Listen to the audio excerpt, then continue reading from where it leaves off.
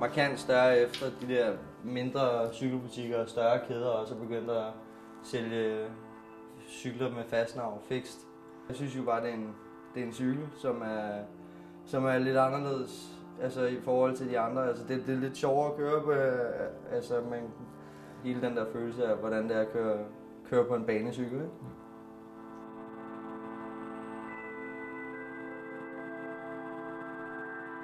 Kommer der rigtig mange mennesker, og mennesker, jeg ikke har mødt før og set før, som også møder op til eventet. Så på den måde er det jo rigtig fedt.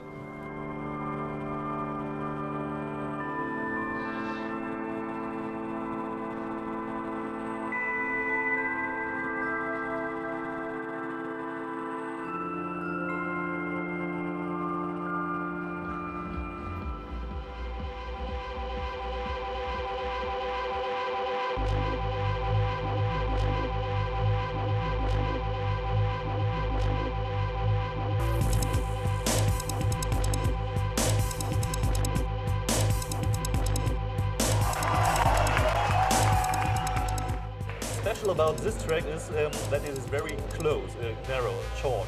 And to be the fastest on the track, you have to be very powerful to go on the red line. The bikes at the Red Bull Minidrome have to be fixed gears bike with just one gear, no brakes. A very simple bike.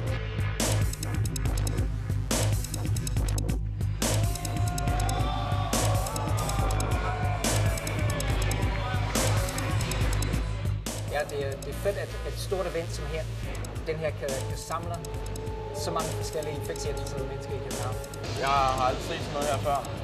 Det er fedt med sådan en mini-drone. Jeg har kun set de store baner og aldrig selv prøvet det før.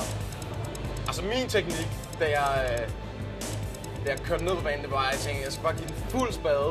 Og så bare lade være med overhovedet at tænke på, at de der streger, linjer og noget som helst andet. Du skal op på et skrå, læne dig meget ned i banen. Og ikke være så bange for at falde nedad og ikke komme for langt op.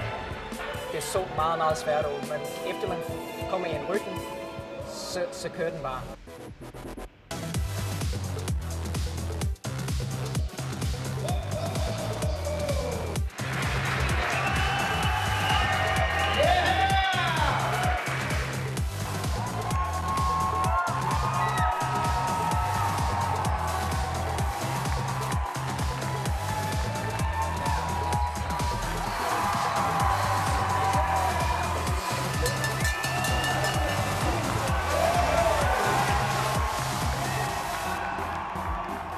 I came here, I wasn't expecting nothing at all, man. Because Leo and Otto, they were like really strong. I was just focusing on keeping in next to the red line and not going over, like on the other side, and just staying as much as I can inside and just like pushing as hard as I can. Yeah, I like this event, so I just like definitely gonna go for next one.